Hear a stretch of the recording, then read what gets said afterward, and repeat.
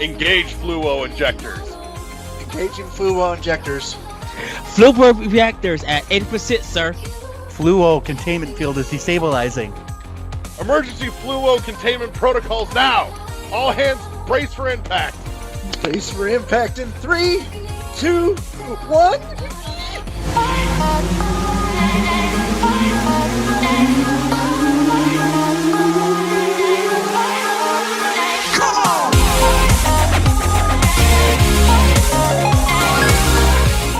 Holy shit, we're back with another episode of World 1-1 Podcast.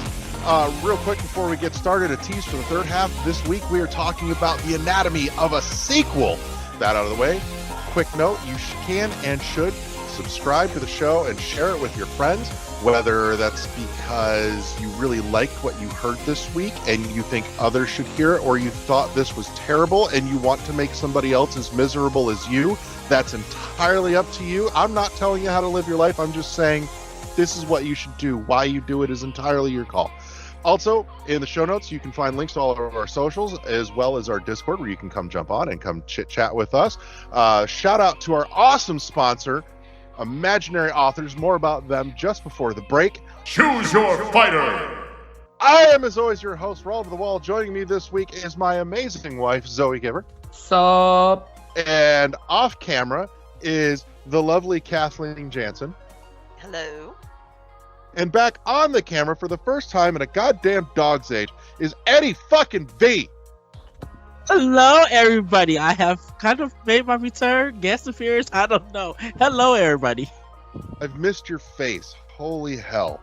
It's been entirely too long. We should do this more frequently. Yeah. So, we just do it on the phone. We have like 45 minutes. We literally have 45-minute podcast calls on the phone. Be like, why did we not record this? Oh, we do. We absolutely fucking do. So, let's get straight to it, kids. Oh my gosh! Video games. Let's start with Eddie. What have you been playing? Give me the cliff notes. Oh, okay. So, I just finished another Code Recollection. If everybody knows, this was previously called Trace Memory on the DS. And then another Code for the sequel that came out in Europe. It never came out here. Well, they did a remake and put it as a collection for the Nintendo Switch. Yes, and I never got to play it on DS. Trace Memory. You should. It was a game that just wasn't. It's really weird. It was a game that I never saw on shelves, but Hotel Dusk is the only one from seeing that I saw at Target. So these for the creators of that game, Hotel Dusk Sync. Nintendo got with Artwork System to remake this game, and I will say this: I enjoy both games. I love the story that they go for. It has this mystery adventure, but I have a problem with the camera. The camera affects the way that you are seeing your controller and moving. Like that camera is a big hindrance to the experience. Interesting. You could pretty much beat both games in a day. It's about, I would say, maybe 10 hours. And they're not too long of a game. Okay. I'm more curious about how they did some of the puzzles in the first game, because if you play the original DS Trace Memory, there are some puzzles that are actually very specifically contingent and dependent on the DS hardware setup. I think the camera in this game, it's just too close to your character, and everything. But it's not. It really is not a bad game. I thoroughly enjoy it. It's my first 2024 game that I beat it, so I'm happy about that. I am playing the Phoenix Wright Ace Attorney games with Apollo Justice. I'm still in the first case. I just stopped it. I played all the Apollo Justice games for it, but I stopped it so I played another code, which you pretty much have to order. You cannot buy this game at stores at all. Well, that's getting more and more scarce anyways. Well, I had to order my Uh-oh, I think we lost Eddie. Am I the only one that lost Eddie? Oh, I'm here. Oh, there we go. Now you're back. You froze, got choppy, and then dipped for a second. We're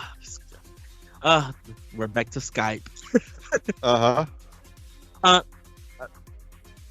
I don't know why I had to order it because Best Buy didn't carry it, even though they showed that they had to ship me my copy. So I missed it on release date. It actually got delayed, being sent to me. So I don't know how the sale numbers are going to be for this game. I think Nintendo doesn't matter. I was just kind of shocked that Arc System worked with Nintendo to make this game. Now,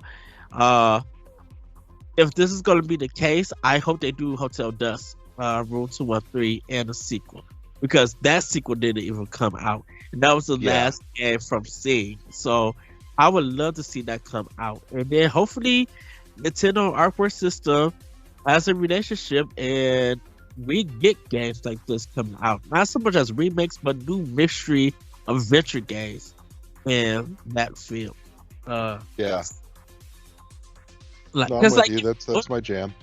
cause like even Ghost Trick, I'm so happy that came out from Capcom. People got to play it. I still got to buy it, and order it and stuff. But it's just like these kind of style adventure games that was on the DS. I think that needs to make a resurgence for a Nintendo Stack system because they really are good. I am playing Final Fantasy 12 on Series X. I just hopped it in just because everybody was playing Final Fantasy 7. I'm not playing Rebirth because no PS5, but I'm just like, man, I'm moved for a Final Fantasy game, so I end up picking up Final Fantasy 12 back up. So I've been playing that. I am going to return to Prince of Persia because I stopped that to play another code. Been playing Golden Sun. Do the Game Boy Advance on Switch Online. Been enjoying that did just drop, didn't it? Yeah, it did. There's stuff that I miss, and I think because now I can see it a little bit more clearer and stuff. I'm gonna try to get on the Digin in that game. Started Tekken 8 as a bunkers as the story is. This game looks gorgeous. I've been talking with Michael about Tekken 8 a little bit the last week. Yeah, it's so good. I gotta get back to it because I only just beat the story mode, but I haven't played anything else, and gotta get learn some characters and stuff and start going online and then getting my tail beat and everything. I will speak to, since he's not here real quick, just so you can get the feedback thoughts. Michael has said, at least last time he and I talked, he has some uncertain feelings about the new gameplay and the heat mechanics, but he's spending more time with it to try and solidify his opinion. But that seems to be his big hesitancy. Well, it does the Street Fighter 6 thing where it's easier for newcomers to the series could be able to pull off the moves. And then if you don't want it, you can turn it manually and start playing it the way that Tekken is meant to play. Because I put it on easy. I just wanted to see what the story mode was and what this game was about and how the environments and stuff was going to look. That's all I really care for.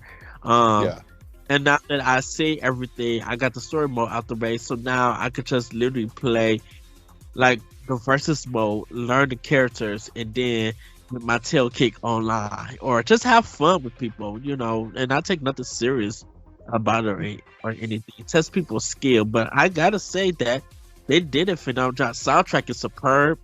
Gameplay is flawless. Like I didn't have no hiccups or anything. Like I really am enjoying Tekken 8. It was one of my most anticipated games. And I pre-ordered the game for day one purchase, and yeah, I'm just so happy to play. So that's all I've really been playing at this time. Okay. Let's toss it over to Kathy. What have you been spinning? I'm sure Fortnite's in there somewhere. Well, not as much actually. I've been going more retro, so I've been playing a lot of, but also not. So definitely been Okay, so I had to restart Vampire Survivors. I created a whole new Switch profile just so I could start from the beginning.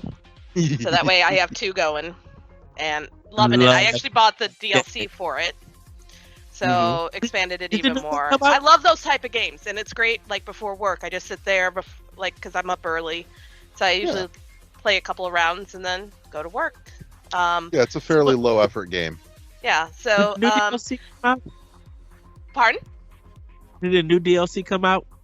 I don't think we've gotten the Adventure DLC on Switch yet. Okay. The Adventures? Yeah, they're on. Oh, did we? Okay. It is. Okay, sweet. I got a copy. Okay. But I've also been doing another run through of Ocarina of Time on my Switch, which not using a game or a 64 controller to play that game is it's tough. It is so tough because I mean, well, let's be honest, because I'm so used to moving using the joysticks. Yeah. I keep forgetting at that time that was not an option. So to position the camera, I keep trying to position it, and I'll end up like wasting all my bombs, or I'll be throwing like my slingshot, pulling that out because that is now the C buttons.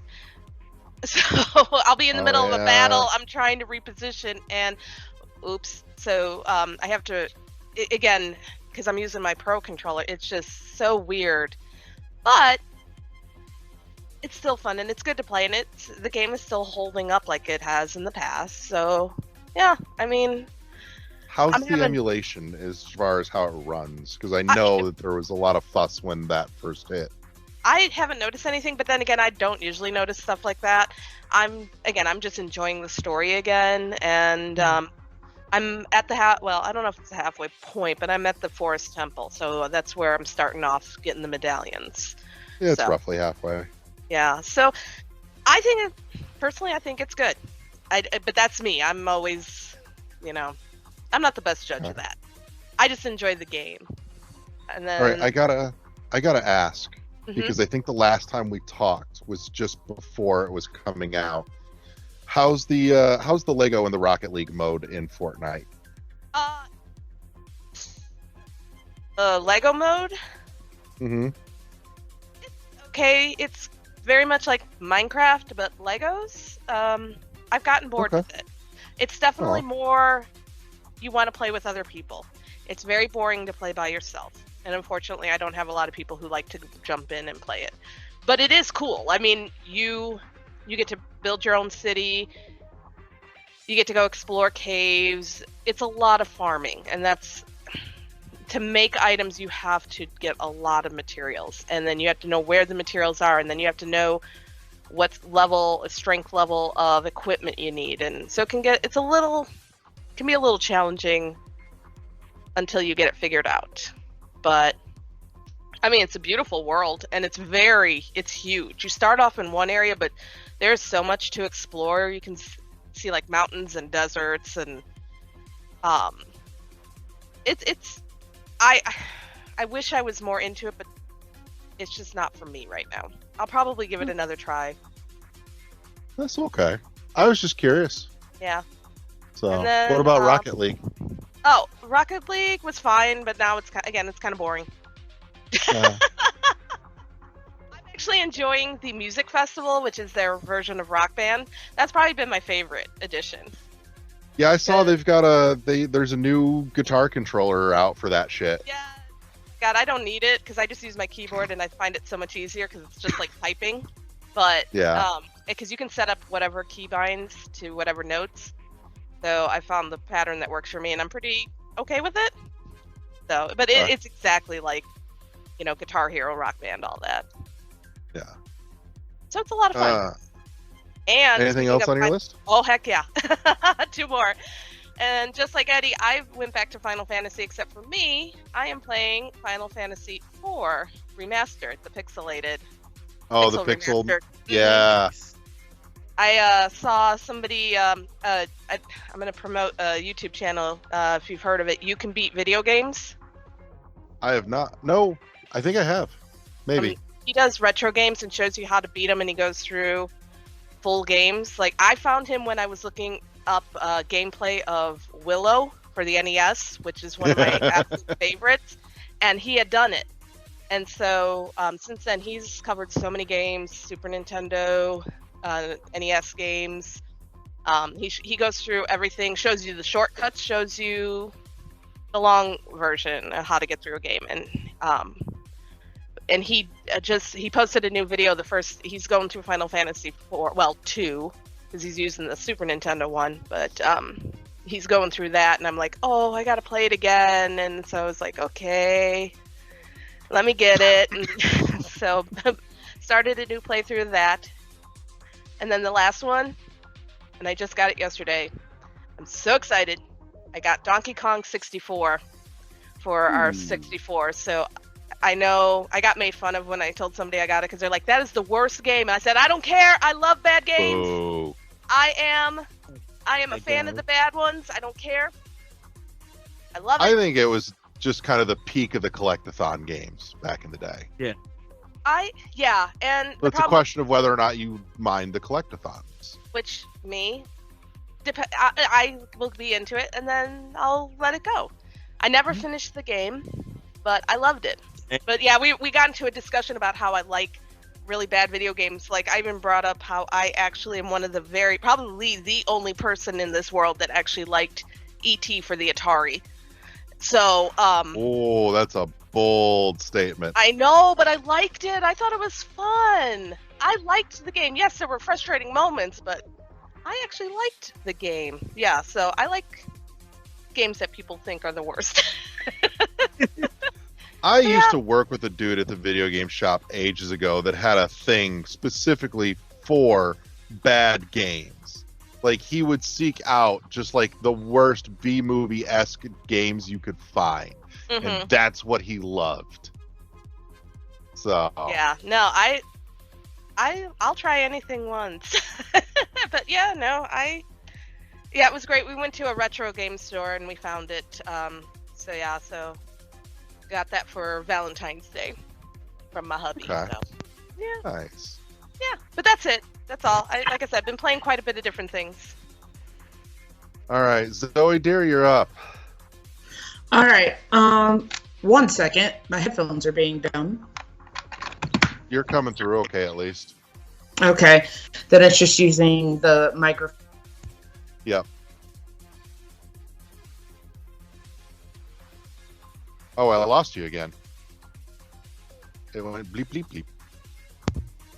What about now? Yeah, I got you. Okay. So recently I've been playing tons of Darksiders, and I know not a recent game by any stretch of the imagination. I had originally started playing it when I got my Switch. I don't know, nothing I really play on the Switch sticks a whole lot, but now that we have an Xbox, I play a lot more games. I remember when I first moved in here, and one of the biggest gripes was that our Xbox sits downstairs, and I hated it because my platform of choice is Xbox. But now we have the Xbox Series S upstairs. But I've been playing Darksiders and just tearing through it.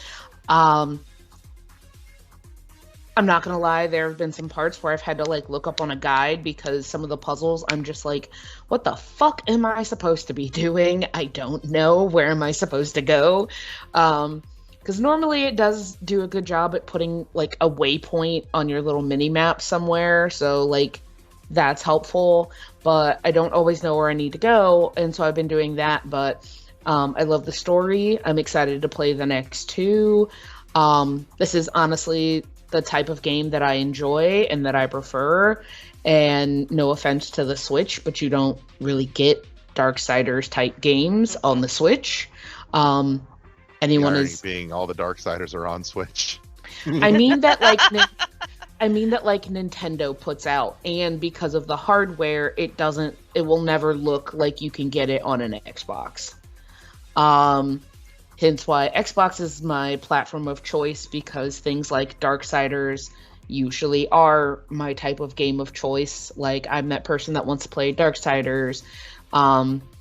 I would love to play God of War, but that involves having a PlayStation. And as you'll see later, I have some very staunch opinions about PlayStation, and not just because I like Xbox, but yeah. So Darksiders has been eating up a whole lot of my time. I couldn't even tell you how long I played it this morning.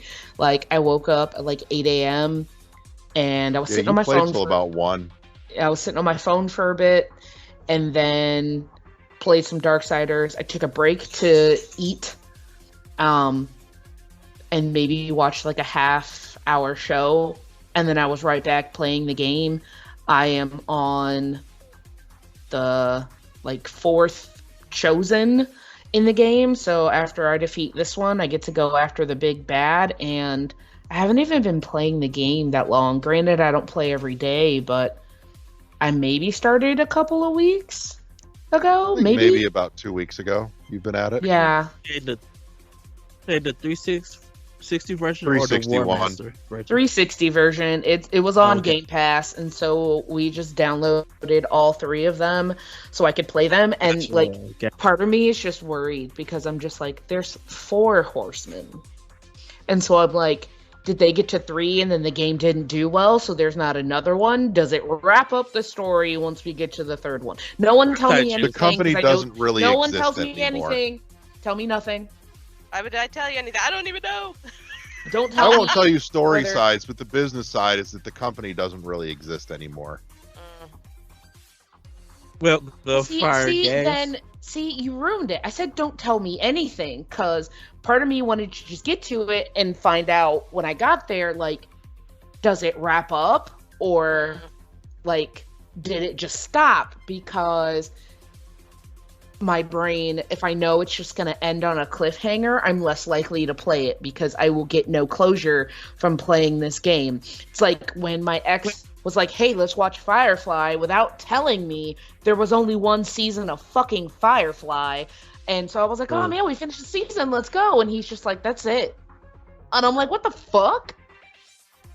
And so part of me, like, I was going to live in blissful ignorance. I knew there was a chance that it wouldn't keep going, but I was going to live in blissful ignorance that somehow they wrapped it up in the 3rd one, even though everything in me was like, there's 4 horsemen in 3 games. So I'm like, there's no. I mean, There are There's actually 3 4 games. a story. There's 4. There's Darkside 4? of Genesis.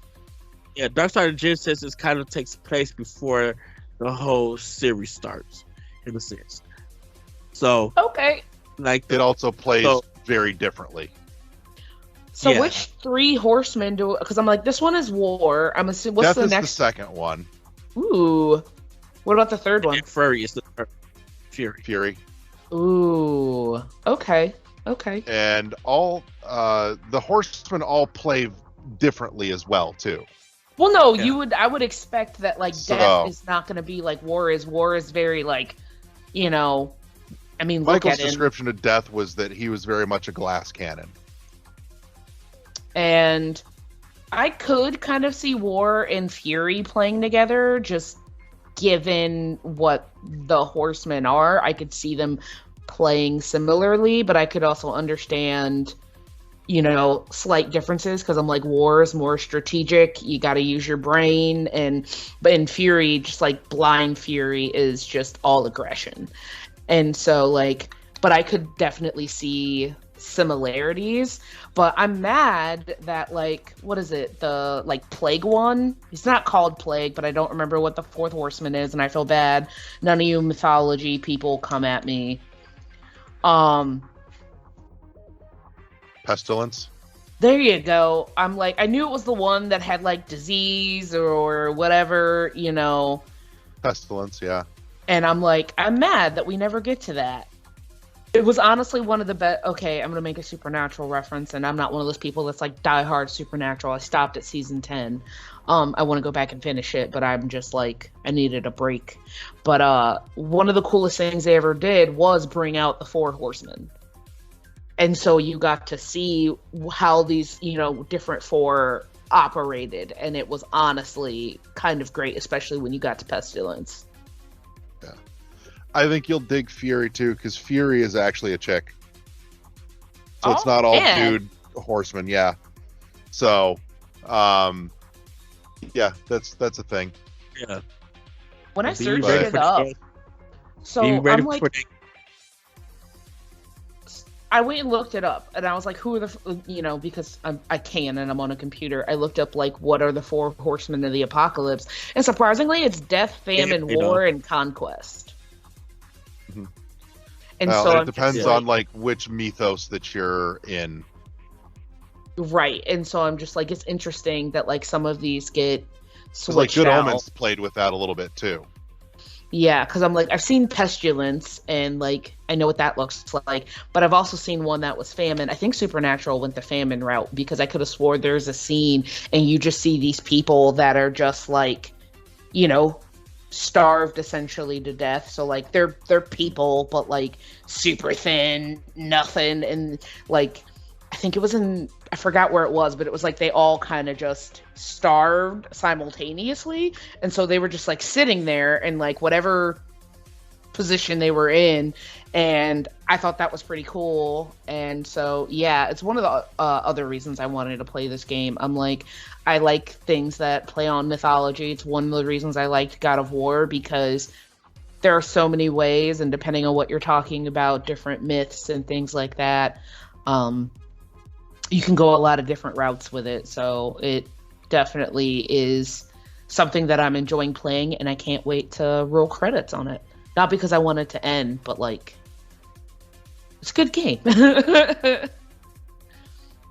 So, let's see. What have Also, I I been know playing? the graphics are only going to get better from here, and I honestly love the way the 360 was done, and I'm like, fuck, they kept going, so I'm like, the graphics are only going to get better. Like, this is going to be great.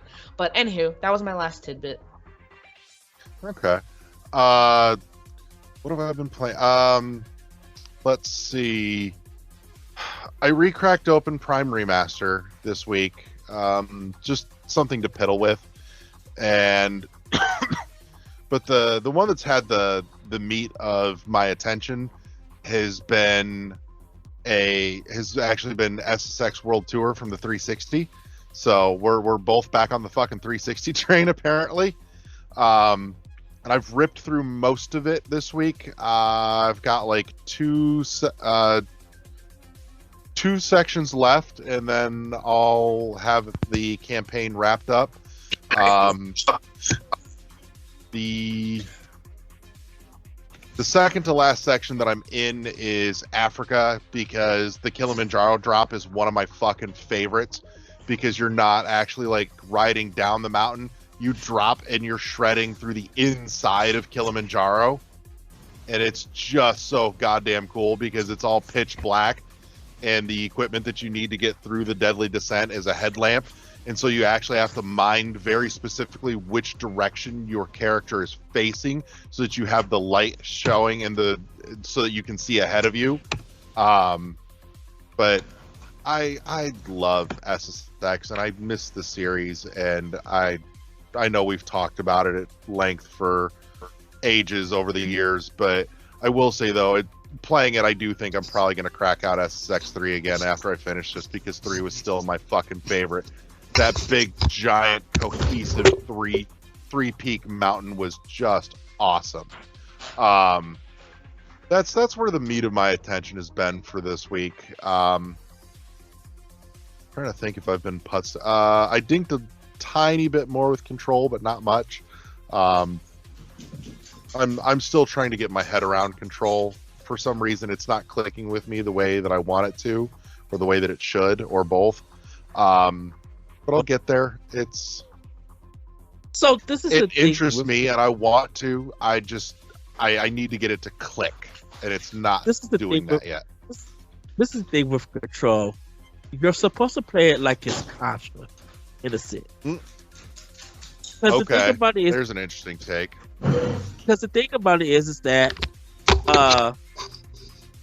since you don't really have to worry about ammo, since it Yeah. replenishes itself, you're supposed to be going in balls blazing, but also like dodging and moving and throwing stuff. Like you're always supposed to be on a fence, because every time you hit, the blue energy falls and you'll be able to collect it.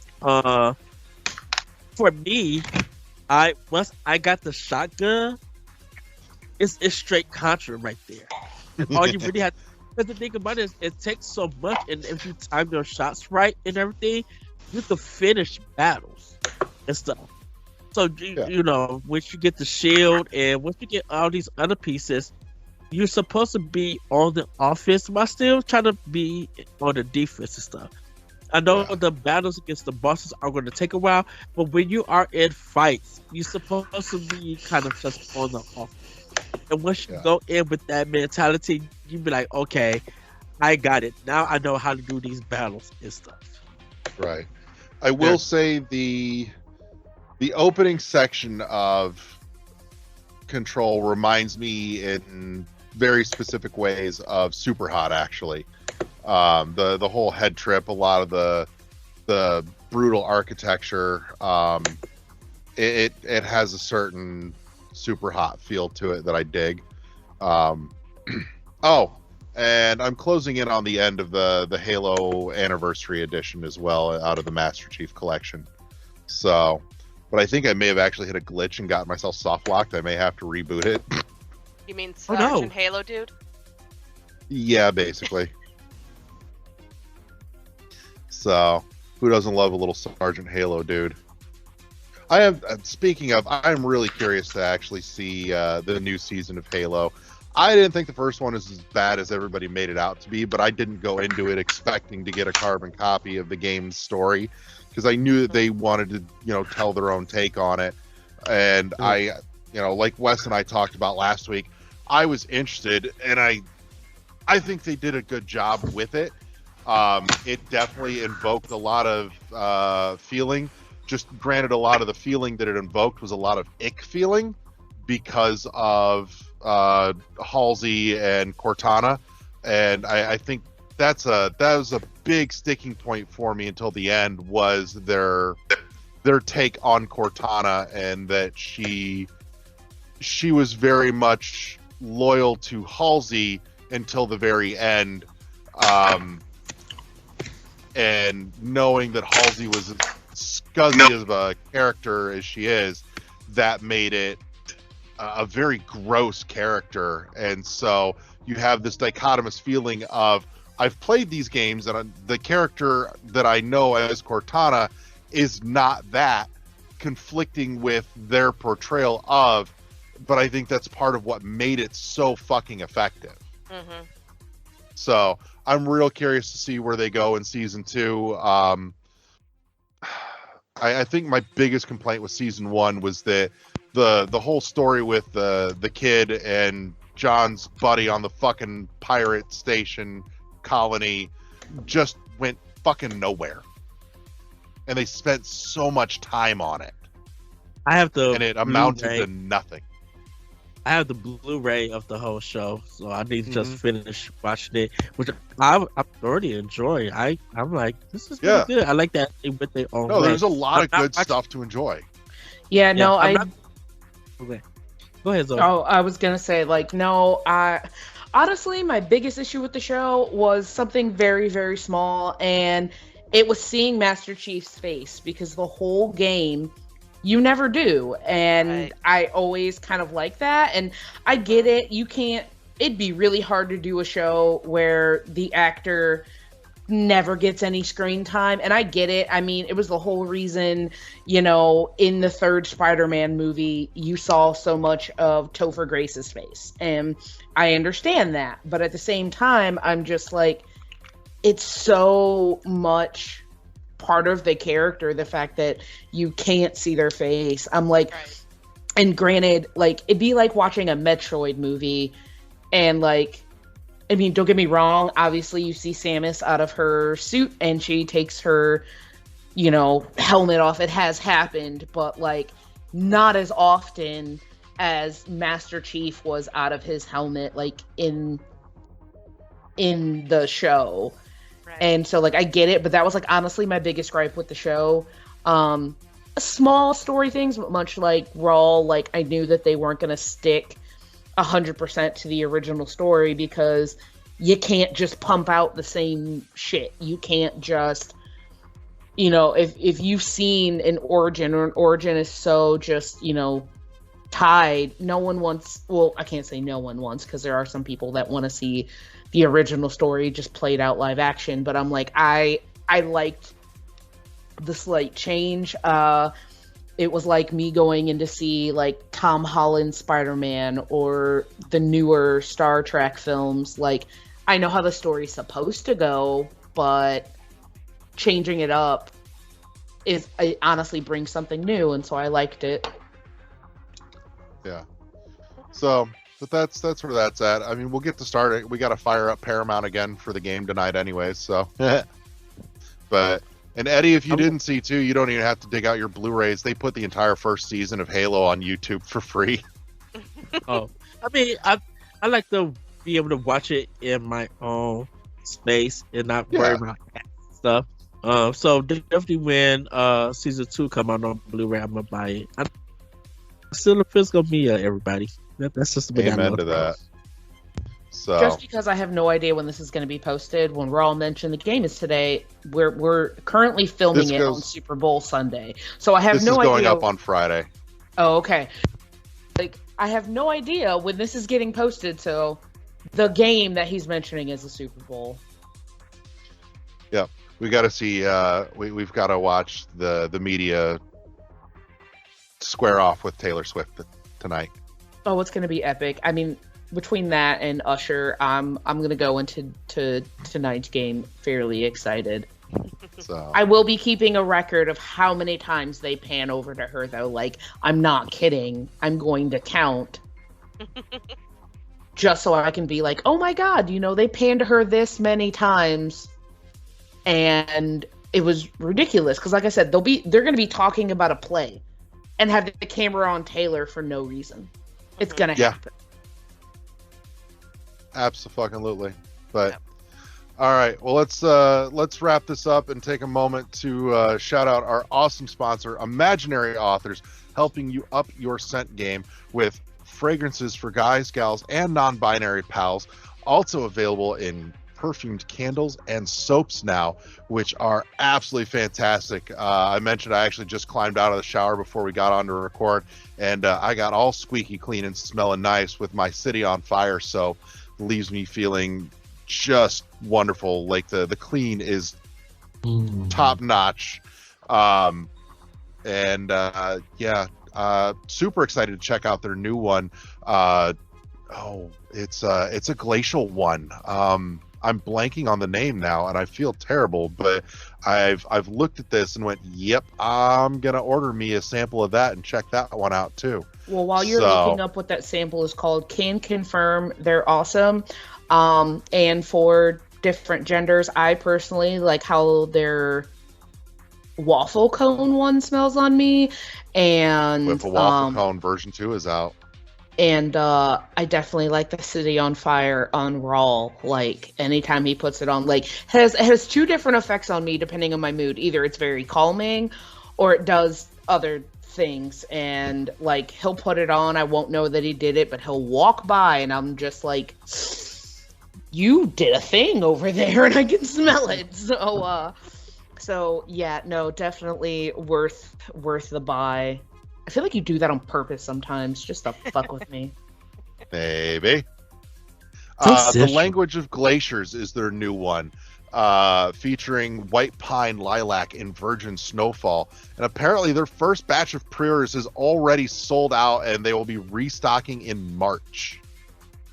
How do you get virgin snow as a smell? Like, there's some of the stuff they have in there, like City on Fire has, what is it, like a burnt matchstick or something like that? And I'm just like, I didn't think you could put that in, a fragrance, but damn if you can't. And the dumb thing is, like, I already like that smell, so like to have it kind of there all the time is really nice. Yeah. No, it's good stuff. So make sure you check them out. Link in the show notes below. Use that link because it helps us too. That is the best part. So you're getting something absolutely awesome, and you're supporting local, small, independent podcasting as well. So with all that said, let's let's get ready to talk about the anatomy of a sequel right after the break. And we're back with the third half of the show. This week we're taking a dive down the warp pipe. Oh, wow. Love these pipes.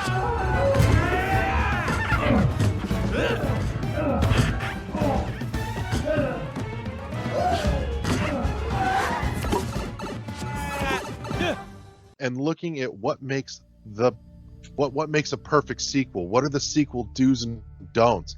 How do you take something and build on it? So let's start with maybe what's a sequel you hold in exceptionally high regard that you feel just did sequel right? I think that gives us a baseline we can pull from. Let's start, Michael. LeGrew, what do you got? Mass Effect 2. Oh. I think it took the first game and totally changed it. Like, totally changed it. But for the better. It made it more of an action RPG instead of just a strict RPG. Oh. It also changed some of the ways you interact with the world, I think, for the better. And I want to use that as an example of what I think a good sequel is, which is a game that changes the original. And it can change it really a lot, as long as it doesn't fundamentally change the way you as the player interact with the world. And what I mean by that is it's not changing the experience you're having, but it's changing the way you're going about that experience, all for the better. So a lot of games do this. Some don't do it that well. Some do it none. Like, there's basically just... I think if you go back to the NES days, you'll see that where, like, the games were just the same over and over. Mm-hmm. Not all of them, but a lot. And I think, like, if you change it enough, but you keep that... There's always outliers, like Mario. I mean, that's a total outlier. That game changes. Like, I don't know if you played Mario Wonder yet, but it's a totally different game, but it just takes all the stuff from the old games and makes it new again. That's a totally... I think that's an outlier because that's Mario. But a lot of sequels, I think, should kind of take that Mass Effect 2, Mass Effect 3 especially, for the iteration from 2 to 3 is even more... It's a lot less, but more profound in a way, I think. Okay. Kathy, what's a peak sequel for you? Well, the bad part is I've not really played sequels. I played multiple games in a series, but nothing that's really truly a sequel. So I really don't know what... I don't really have a game in mind that I could say that would, be a good sequel, because so many of the games I play, if they make a sequel, it's a completely different game almost. I mean, I guess the only true sequel, aside from Tears of the Kingdom, which that just felt like, a continuation. I think back to, again, with my Zelda back, the only true sequel I ever played was Majora's Mask, which, was a continuation, which was it was the same exact game engine, same look, same feel, so you're playing it the same, but it was a completely different story. So that was what was kind of neat about it. I know they rushed it, but they took the concept of what Ocarina of Time was and then totally turned it over into this 3-day cycle, which was very frustrating until I figured out how to work it. But right. But that game was so different, but yet it still felt familiar. So having that familiarity, I think, helps when you have a sequel. Like Josh was saying, but sometimes even just a completely different story and going off a sideway to a different world can make a really good sequel. But didn't you do both the Horizon games too? I have not done the second one. Oh, okay. I thought you had. That's no, my mistake. because I don't have the PlayStation. It's coming it's coming out on PC soon, so I will play it. Maybe I'll have a better judge then, because you will. Horizon 2 is every bit a sequel. So okay. So yeah, so I feel like unless we want to say Zelda 2, Link's the Adventures of Link. That's a great damn game. Thank you. It's a good game. It is a great game. I don't think it's really a sequel so much. No. Well, No, I mean, it is and it's not. It is and it isn't. It's Yeah. it's It's a in the sequel title. prequel. It's a sequel prequel. Mm-mm. So Dark No, Side technically it's a sequel. same. It is. It is a sequel because it's the same Link from the original one. It's It is, just but it's the figuring first a time Zelda. it's the original Princess Zelda from the beginning of the Exactly. storyline, though. Yeah, but which princess? Right. That's the question. Which princess is it? I thought they said it was Zelda. Well, it is Zelda, but which Right. Zelda? Because there's so They've many. said that it was the original Zelda that started the So was entire it thing. was it the Zelda from Skyward Sword, Hypothetically, then. or was it their No. Zelda before that Zelda? Because she was Hylia. So True. who? Yeah. But anyhow, that's a whole other thing. Yeah. Oh, nerd out that I'm not at yet. let me get out my Hyrule Historia. That's so wrong now. It's outdated. I know, it's ridiculous. That took no time at all. Wasn't that like a $70 book? It was. It Yeah, was, and now I've got it's all worth Like three of one them. of three. Well, no, I got all four. I want Yeah. the fourth book that like contradicts all the other three. Art and artifacts, creating a champion, encyclopedia, and then down at the bottom, Hyrule Historia. There you go. Yep. You Michael, see, you want the next one or you want last? I'm drawing. That's the worst part is I'm drawing a blank here. Like the most recent sequel I played was the Spider-Man game. Oh, And okay. they obviously it's a direct continuation. It takes place about a year later. No, not a year. It takes place a couple months after the first one, and they built on everything mechanic-wise that was good, and they kind of trimmed away a little bit. But overall, the second Spider-Man was definitely better than the first one. Definitely better than Miles Morales too, actually. That's high praise. Well, I may All be I may be biased because I like Venom a lot, and it focused a lot on Venom. I mean, what I'm hearing from my friends that have played it is really what you're saying. Is that it builds on the original, takes some of the tediousness away, Yeah. and just built on what people liked about it. Mm-hmm.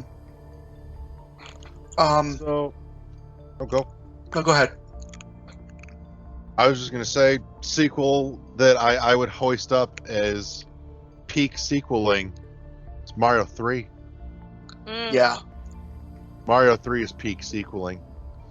So, but that said, let's dig into what makes the perfect sequel, because we've all got some picks that we've, put up on the pedestal, so to speak. Break them down. What makes them great sequels? I can change. I just thought of one that I've played, the Witcher series. Okay. I played Yes. 2, and I played 3 first, then I went back and played 2. So I can actually, I know what made Witcher 3 better was the game mechanics. There was more fluidity with the combat was more fun. It didn't feel as awkward. There was a lot of fluid movement, so the gameplay became more fun, and you really felt like you could move more freely in battles and in the fights, and you had a little bit more options.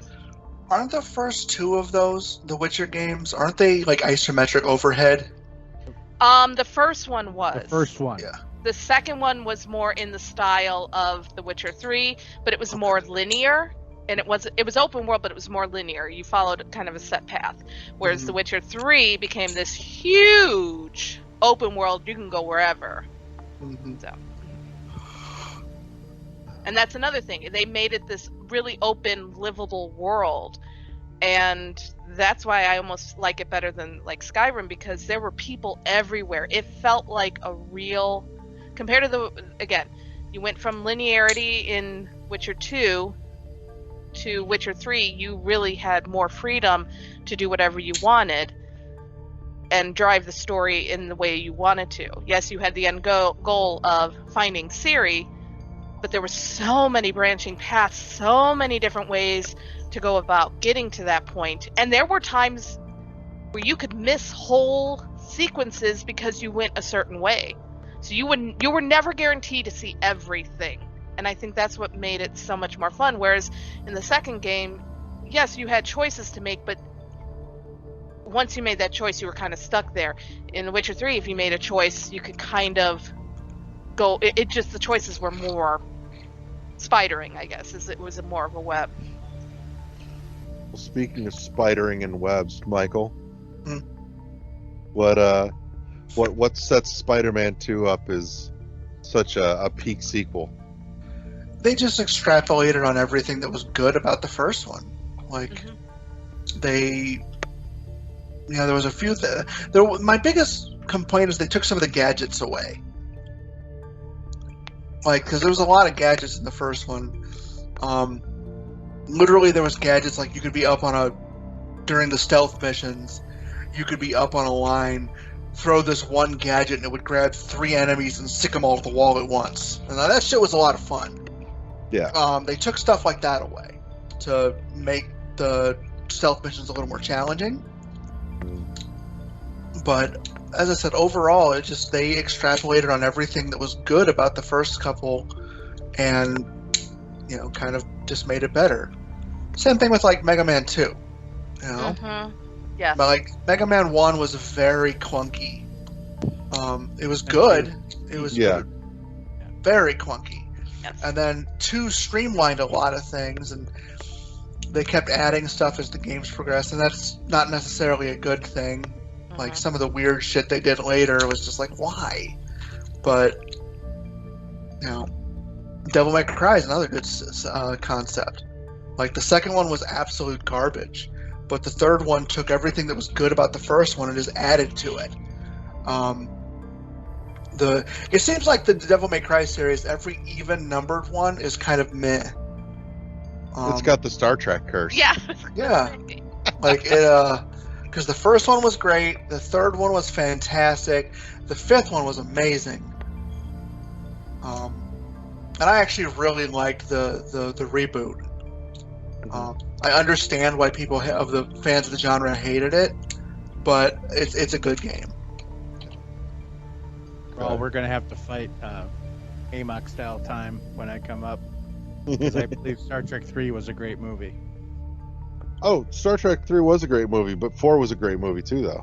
Oh yeah, no, I'm not. That's the saying back-to-back. That's the anomaly in that whole thing. Yeah, 5 just threw us through a loop. So, all right, LeGrew, what makes the peak sequel the peak sequel? The peak sequel, in Gears of 1 to Gears 2, Mass Effect 1 to Mass Effect 2, a lot of these games do this. I even think that, Tears of the Kingdom, Breath of the Wild, Tears of the Kingdom does this too. Iterates on the original. It takes what you like, and it just makes it better. Makes it less clunky, throws a lot of the crap away that was impeding you from enjoying the first game. Sometimes it's a UI, sometimes it's just a game mechanic. And sometimes developers keep game mechanics because they want to, like breaking weapons, like weapons that break. They just keep them because they want to. And but other times they don't. So like, I really want to. For my idea is Mass Effect 1 to Mass Effect 2. Totally different game. It went from an RPG, like a pretty strict RPG, to a action RPG, isn't what I would say. And in that change, they kept what was good about the original, which was the interactivity with the world. They threw a lot of the crap away that like you didn't want to deal with, which was always changing weapons, always upgrading your weapons, always doing this stuff. You could have got by with not doing that at all in the second one. Just kind of kept a couple good weapons and kept going. And it kept you engaged in the story, and I feel that's what a good sequel does. Mega Man to Mega Man 2, it does that. The first game, okay, introduced me to this. I loved it. The second game, here's a new story, but it keeps me engaged in the story because it's not like throwing me out of everything. And I think that's what a good sequel does. Now, when you start getting into like trilogies and farther, like The Witcher and all that, a lot of times you will have one game that is totally different than the other 2 or 3. And even Gears of War does that, where they'll have more of a survival horror aspect at the beginning, and then at the end it's just more kind of like an action game. So you have to they have to find it's a balance, and I'm not saying it's always done perfectly. There's never I don't think there's ever the perfectly done sequel or trilogy. There's a few of them, but I think that they all have ups and downs. But that's what I feel as a top peak sequel.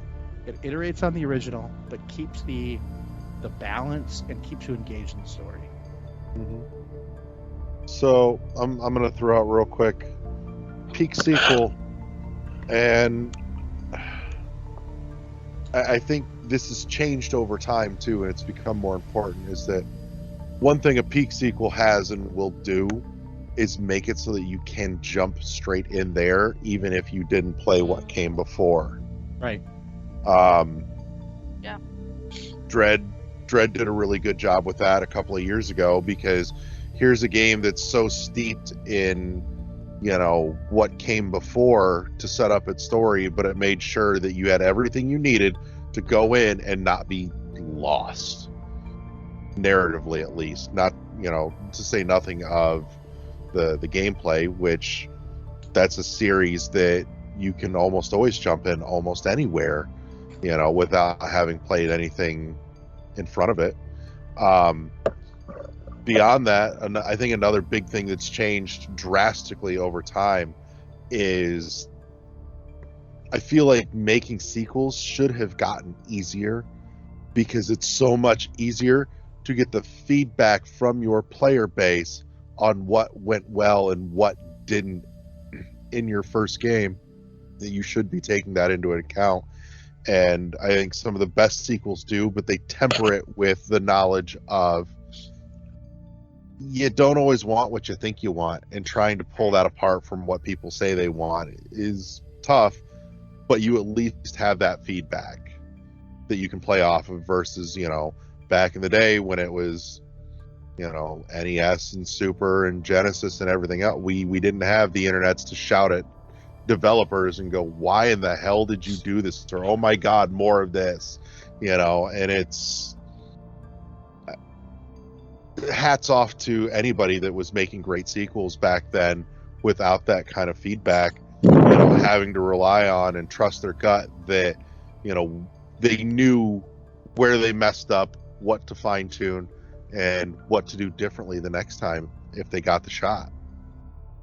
So, but what for you guys is a big sequel no?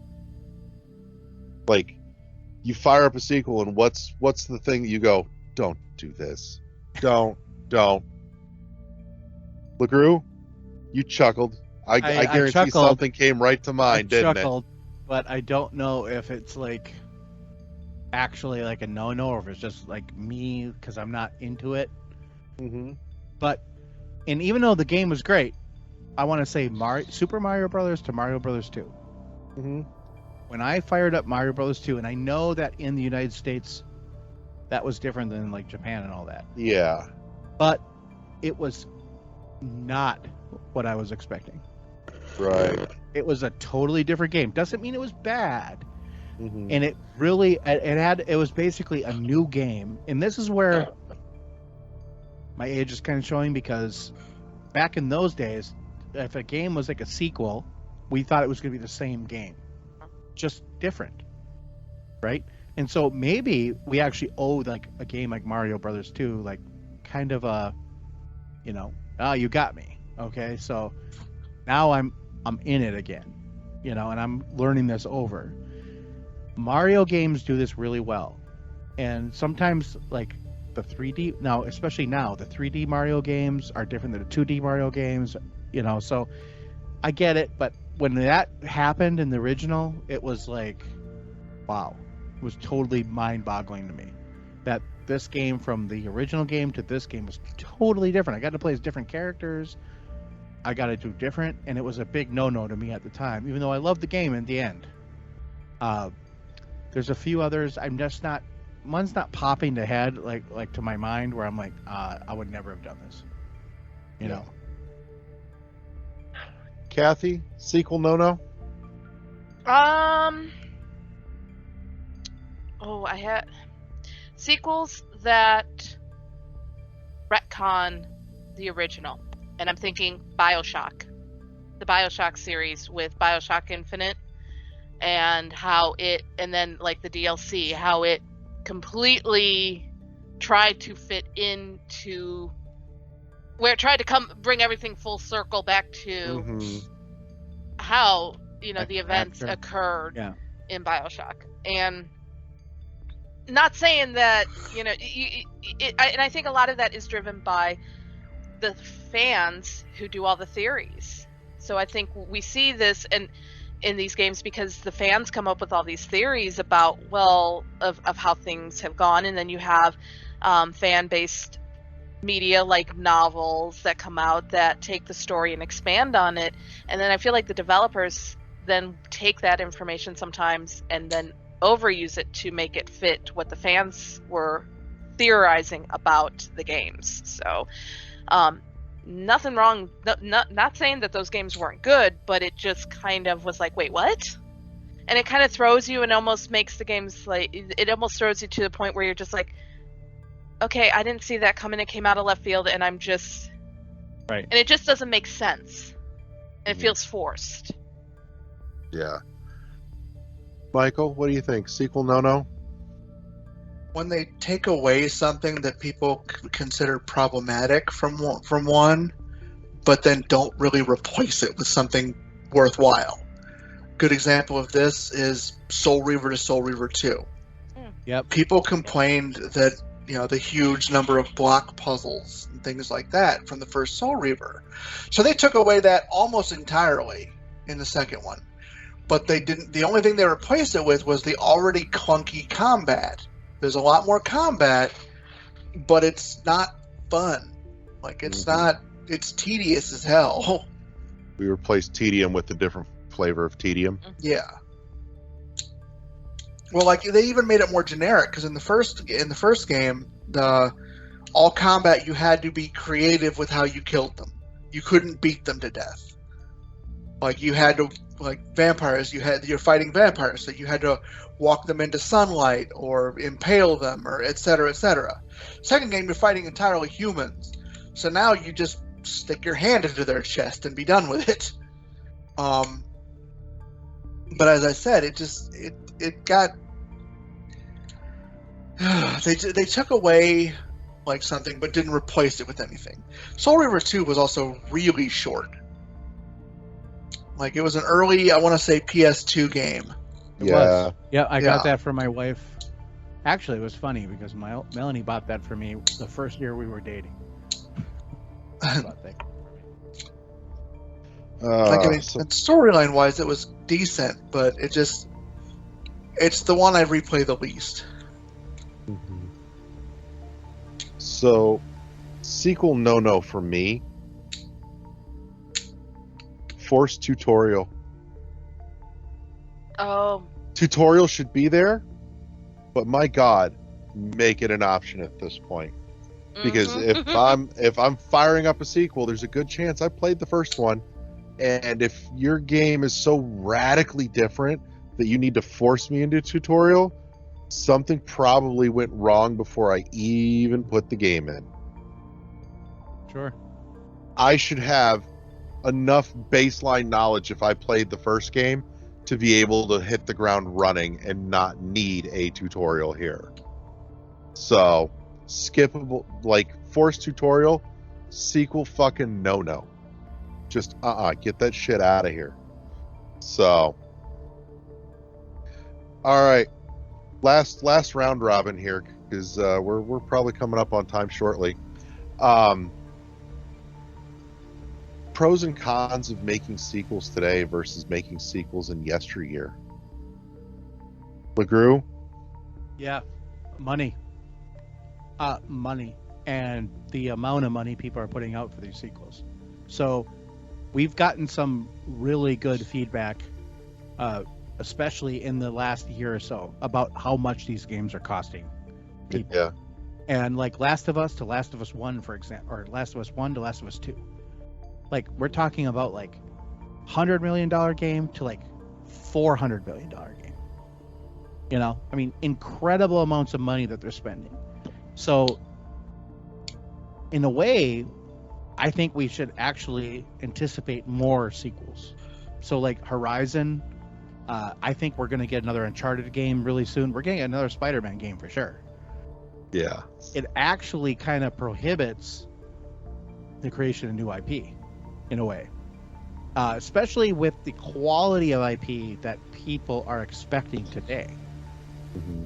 And I don't know if, like, as a gamer nation, you know, like the people that play games, do we need to be more cognizant of what this actually costs and what we're asking for, and when they do create something that we really want, to support it? Because when you see a new IP like Immortals of Avium, I'm gonna just pull that out there. It bombed the shit. That thing bombed.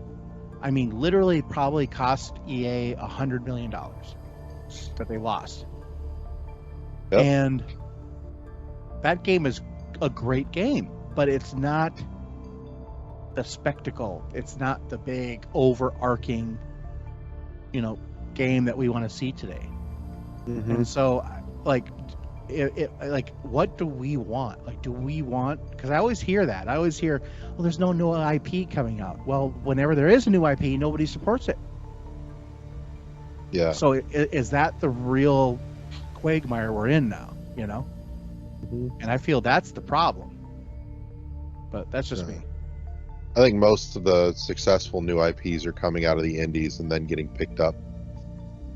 Yeah, but how many of those are really like pushing? Like, so example, you got like Hollow Knight, okay, that came out, but then we don't have a second one yet, but that's coming out from the same team.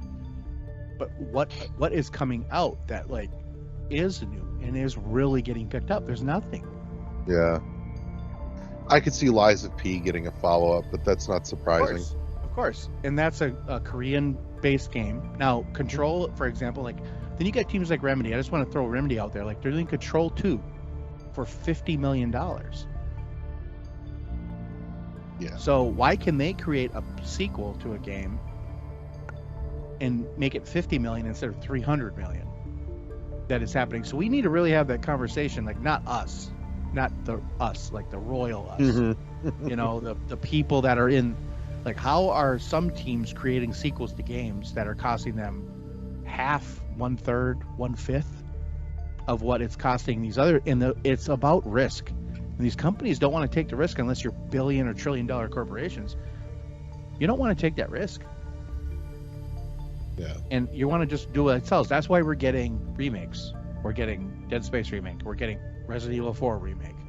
You know, we're getting those remakes because of that. And they're selling. So we're going to get more of that. And is that what we want? Do we want that? Yeah. And that's just kind of what I always feel like. Are we getting what we want, and are we supporting what we really want? Well, I mean, I mentioned, you know, when the nominees list came out, all the nominees for Game of the Year this year at Game Awards are all sequels. Yeah, sequels. There's not remakes. a single original IP that's up for Game of the Year this year. No. There's some of them in some of the various other categories, but the overall sequels. That was kind of my problem with the whole Game Award thing. Was not that it really wasn't the games that were on that. It was that the games that really deserve to be there maybe aren't there. And so I'm like, what are we actually asking for? Yeah. When and 2023 is going to go down. I really feel maybe even 2024 going to go down as one of the best years to be a gamer ever. If you like games, you are eating well. You know, We have been for a number of years. Well, after COVID, Yeah. this big tide of games. Now we're going to get another big tide next year. Like, are we actually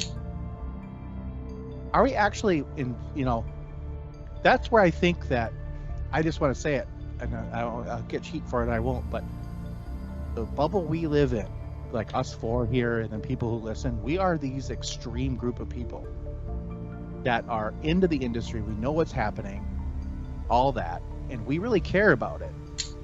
But then when you get like the actual people who buy shit are just like, oh, that's my brother, for example. He just buys Call of Duty and Madden every year. Right. And just buying a couple of, maybe 2 other games for his kid or whatever. And are those the majority of people now that are actually driving the industry? Because it looks like that's kind of what's happening. Yeah. The stuff that sells is what's getting obviously sequels and remakes, and remasters. Now, Yeah. if I was a guy that had stopped playing games in like say 2007 or 8, and I went to the store and I bought, I'm gonna buy this, Xbox because I want to play Starfield. Oh, look at this Dead Space remake. I remember that game from back in the day, and I'll pick up Call of Duty too. I'm not thinking like, Liza P. That looks. I don't even know what that is. Right. And For the Liza record, P. I is have no going to idea get a what that sequel. is. Right, but Liza P. is. Think Pinocchio? Soulsborne game, but you're playing as Pinocchio. It's actually So- really good. I've been playing on my Xbox. It's on Game Pass. Dark So, fantasy Pinocchio. It's really good. And I'm not a Souls player, but it's a good game. But I'm just saying, like, and that game is being supported, like, especially by the hardcore, and being pushed. But how Yeah. much of that is being pushed because it's on an easily accessible service like Game Pass? Right. That's the thing we have to ask ourselves. Are we supporting what we really want? Right. I know I went off on a tangent. No, it's all good. Michael, pros and cons of sequels now versus yesteryear. I think it was easier to do sequels back then.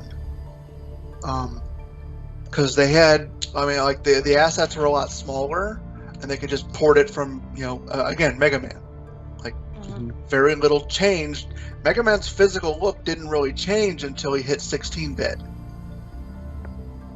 They minor tweak here and there, but whereas currently, like the assets are much bigger, there's much more to it. Things have to be reworked and new game engines and et cetera, et cetera. There's so much more to it now.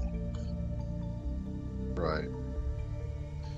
No, you really can't get away with just porting over assets and touching them up anymore because everything changes so fast now Yeah. with engines that everything's built on and barely anything's recyclable. So, Kathy, pros, cons, sequels, yesteryear, today? So I think one of the biggest cons is the fact that there's so much anticipation for sequels nowadays. This looking again at like Silksong and with Hollow Knight as the sequel, this team is now probably under so much pressure to make a game in the same vein but also better than what it was, and they don't want to disappoint their fans with the people who enjoy the game. And so there's that pressure that I don't think was there back in the past. They made the games, they just made them. People were just willing to play them. And games were also not seen in the same way as they in the past as they are now, so I think that puts that pressure is just there for these companies who are making sequels to do better because the consumers are expecting better in many ways. Okay. I'll close this out real quick then with pros, cons. I think the pro and the con is almost the same thing. It is the access to and volume of feedback that the developers get now compared to what they used to have directly from the player base. And like I mentioned earlier, having that unprecedented level of, direct lines of communication with the people that are playing your games is great, except when you run into letting them essentially run the show, and at that point you run the risk of losing what makes your game great to little fan minutia gripes and bitches and moans and leaning too hard into something that's great because it was done so sparingly. You run the risk of that too much of a good thing. I think that's a big con, is that that's a real hard line to figure out how to walk. So, but for me, I think that's the biggest one today, is just the access to direct feedback. And that door absolutely swings both ways as far as I can see. So, any final thoughts before we close it out tonight? I always have thoughts, but they're bad. So just keep it rolling. All right.